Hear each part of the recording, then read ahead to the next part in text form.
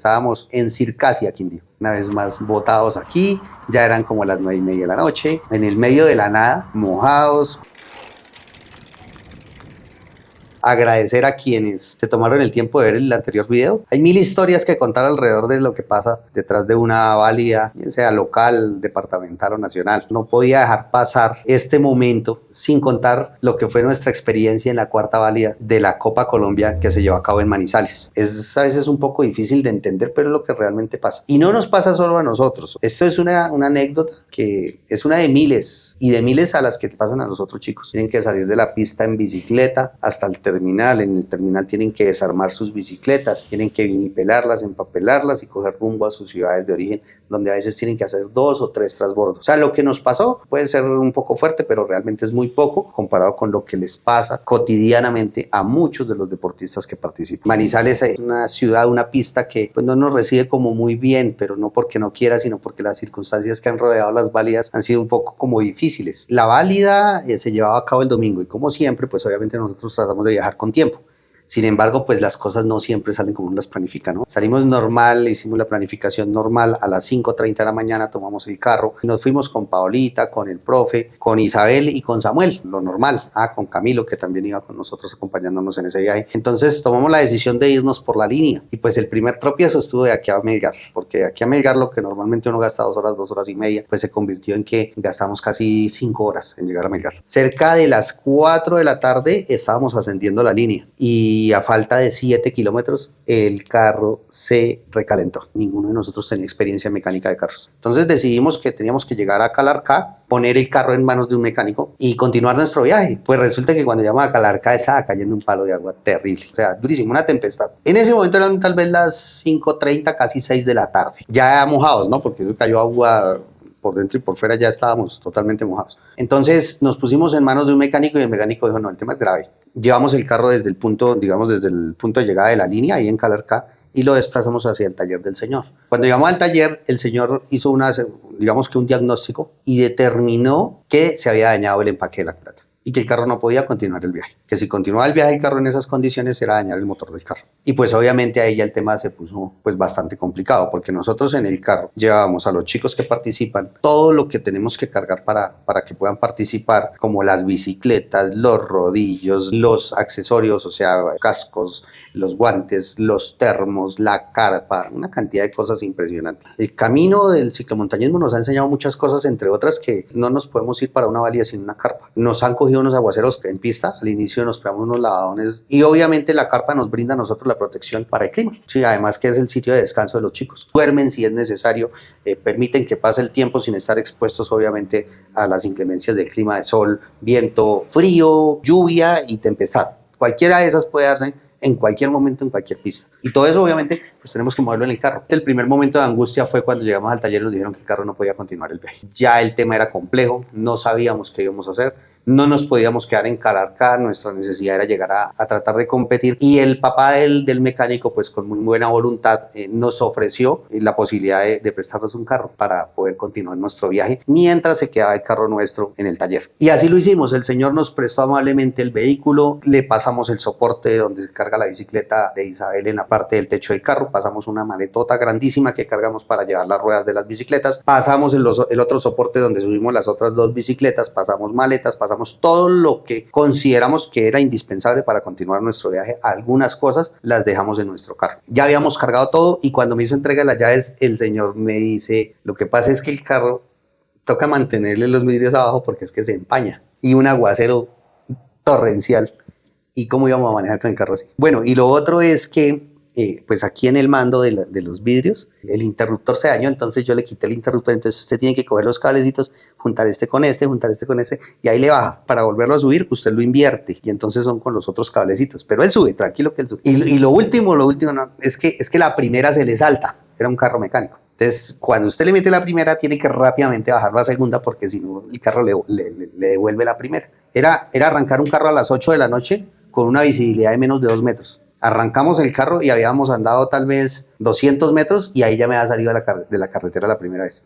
Y dije, no, esto está muy complicado. pero pues igual tratar de mantener la calma había que hacerlo. Recuerden que el objetivo es llegar a Manizales esta noche, porque mañana hay que hacer entrenamiento. Continuamos el camino con una tempestad, el profesor con la puerta abierta, por fuera la cabeza del profesor, tratando de darme vía, tratando de guiarme que no me saliera de la carretera, las luces de los otros vehículos, ese carro tenía los vidrios polarizadísimos y obviamente pues ahí los chicos empezaron a entrar en shock, en angustia, una angustia que duró más o menos 10 minutos hasta que, digamos que hacer las veces de papá y decir no, se calmaron ya o va a suceder cualquier cosa. Estoy tratando de hacer lo mejor posible. Tenemos que tener clarísimo que nuestro objetivo es llegar a Manizales. El profesor también pidió calma. ¿Qué hicimos? Entramos a una estación de combustible porque el carro no tenía combustible y el profesor dijo no, busquemos la forma de que se desempañe el vidrio. En un artículo de internet encontró que era con vinagre. Él fue a una tienda, compró el vinagre, lo trajo, se lo aplicamos al carro. Entre todos ahí hicimos como una votación y decidimos que teníamos que continuar. Atravesamos Armenia y cuando ya íbamos al final de la vía que conecta a Armenia con Pereira, aún en Armenia, lo primero que pasó fue que se encendieron los testigos de fallas mecánicas y dije, no, esto no puede ser. Orillamos el carro.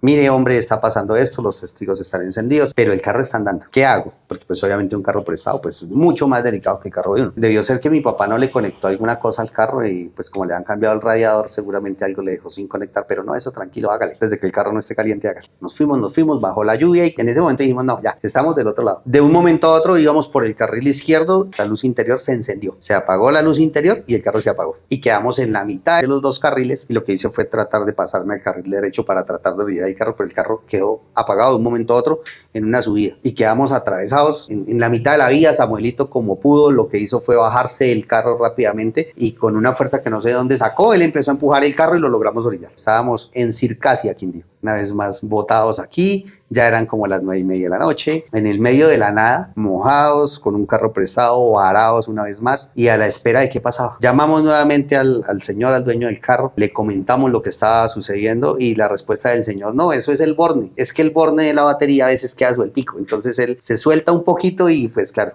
se apagó. No, muévale el borne y que usted le mueve el borne y eso se arregla, todo bien, eso, empújelo, que el empujadito prende. Ya eran como las 10 de la noche y a esa hora nosotros empezamos a empujar el carro. Entonces empujando el carro con las bicicletas cargadas, con todo. Si el carro prende en ese trayecto, retomamos, porque eso es el borde. Bueno, hagamos. Entonces hicimos el ejercicio, pusimos el carro en posición de descenso y efectivamente el carro prendió. ¿Qué hacemos ahora? ¿Nos devolvemos o continuamos? Toca seguir adelante. Avanzamos 7 kilómetros aproximadamente porque Samuelito tenía clarísimo que a 7 kilómetros estaba el peaje. En la entrada del peaje el carro volvió y se apagó. Y en ese momento sí ya definitivamente tomamos la decisión de desistir del carro. Tengo que agradecer o tenemos que agradecer a don Miguel Velasco, que sin dudarlo, él cogió su carro y se devolvió desde Manizales para hacernos el favor de acercar a la mayor cantidad de personas posibles hasta Manizales. En ese momento no teníamos otra cosa más que esperar que llegara don Miguel. Efectivamente, don Miguel llegó. En ese carro subimos bicicletas, subimos Paolita, subió Isabel, subió Camilo y el profesor. Se fueron con don Miguel y llegaron a Manizales más o menos a la 1:40, 1:45 de la mañana. Y nosotros con Samuel en el peaje, con el tema de ver quién nos recogía para tratar de llegar a Manizales. Porque el objetivo era claro, había que llegar a Manizales, a como diera lugar y a la hora que fuera. Como unos 30 minutos después de que arrancaron los chicos y que ya el señor había venido por su carro, ya le habíamos entregado su carro. Un taxista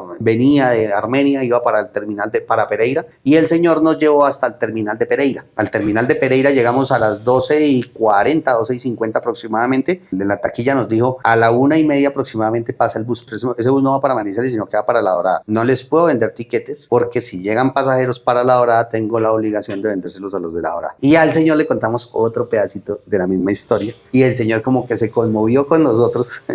Pues dejarnos botados, mojados, Samuelito con una cobija a la 1 de la mañana y el señor sí, ¿para qué? Pero él hizo lo que tenía que hacer. A la 1:25 fue y nos llamó y nos dijo, mire, aquí están sus tiquetes. A la 1:30 llegó el bus que nos llevaba para Manizales, a Samuel y a mí. Pues resulta que cuando llegó el bus, oh sorpresa, el señor del bus, el conductor del bus, había recogido unos pasajeros en el camino sin tiquete, no le había informado al señor de la taquilla que él había vendido esos puestos.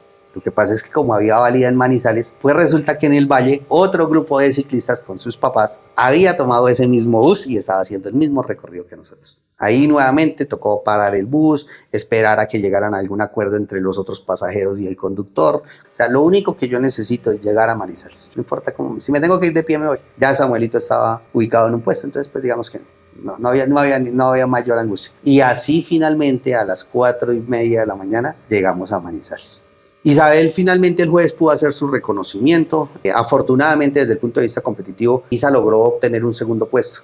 En carrera, pues digamos que hubo otras dificultades que seguramente después les contaré. La historia termina con que desde Manizales tuvimos que devolvernos en bus hasta Bogotá. Don Néstor Rivera, el papá de Maleja, muy gentilmente nos hizo el favor de traernos las bicicletas y parte del equipaje y después fuimos a recoger el carro a Calarcá. Pero digamos que ese tipo de cosas son las que a veces tenemos que pasar para que unos chicos puedan competir en una válida. El camino de un deportista es muy, muy duro, muy duro. Y no solo el deportista, porque con el deportista pues van sus acompañantes, sus papás, sus abuelos. En ocasiones es muy complicado. Si existe una aceptación de las personas y realmente se genera un interés, pues estaré dispuesto a contar en cada oportunidad que tenga una historia diferente, digamos que encaminada a que las personas vean un poquito más allá de lo que sucede en la vida de un deportista, de lo que se vive y de lo que se sufre. Si a las personas les gustó, pues por favor denle un me gusta, que seguramente eso va a ser como el combustible que necesitamos para decidir si vamos a seguirlo haciendo, porque creemos que vale la pena.